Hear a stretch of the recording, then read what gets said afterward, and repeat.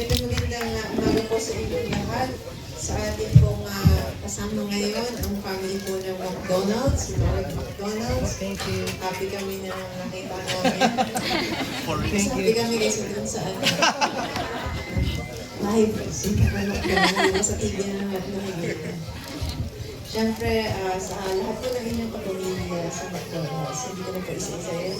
Headed by Miss Ada, kasama natin si Miss Marie, si Miss Welsin, sa ating mga franchise owner ng McDonald's. Sa lahat po ng city officials na kasama ko, sa Guniang Panglusod members, headed by Vice 3rd Bersaga, sa lahat po ng CSWDO, City Welfare and Development, sa panguna po ni Jed Dicen, and of course sa ating teacher dito and mga PTAs ng ating daycare center, and of course sa ating barangay officials, sa panguna po ni Cap Chris Maya. Sa inyo pong lahat na nandito ngayon, kay Father De Leon, na malis na, maraming pag-visa. Ngayon po ay ang turnover ceremony ng ating Ronald McDonald Bahay Bulilit. Ito po ay ang kanilang pang 55th daycare center na pinagkakaloob po sa iba't ibang komunidad, sa iba't ibang syudad, katulad po ng City of Dasmariñas.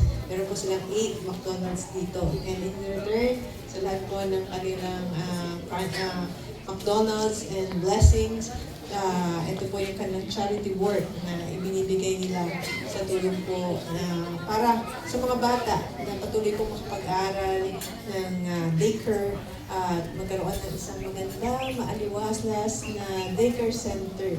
So, nagpapasalamat po tayo.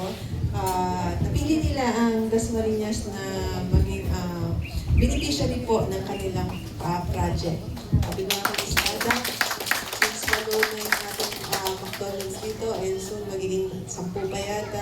Sana there's another one coming. Nakatulad nila. Kasi, yung CR nila is pambata. Tapos meron pa silang wash area na talagang pambata din. So ito yung talagang idea na sa susunod na mga daycare center natin, pwede natin i-pattern dito. So, in behalf of City of Dasmariñas, thank you very much po sa blessing na ito sa amin. Teacher, ingatan po natin yung ating pinagkaloob sa ating project ng McDonald's. Siyempre, sa ating mga pagbigyan tayo ng ganitong tulong, ingatan natin, mahalin natin, para mas maraming matulungan ng mga bata at mga magulang. Again, congratulations, Paliparan 3